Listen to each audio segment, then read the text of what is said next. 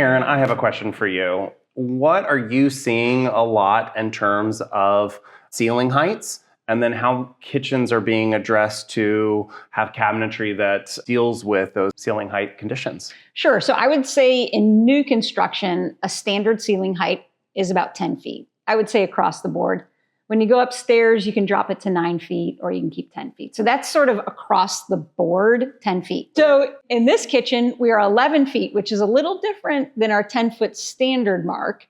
Tell me about the height of the cabinets in terms of function and aesthetics in an 11-foot ceiling height. Now, on the architecture and interior design side, we, of course, when we see an 11-foot ceiling, there's a number of ways that we can approach the height of the cabinetry. And one way is obviously taking the cabinetry all the way to the ceiling.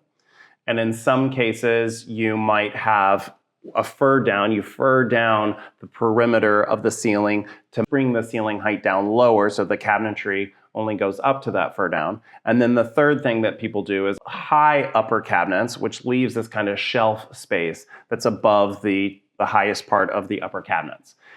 For us, in this particular kitchen, it was our preference to just kind of let the eye go all the way up. And even if we don't utilize the storage that's all the way up there all the time, we do have it. We actually store things like the carafe for lemonade that we use once a year is up there. So we get a ladder, we get up and we open the upper cabinet. So that is a functional space for us.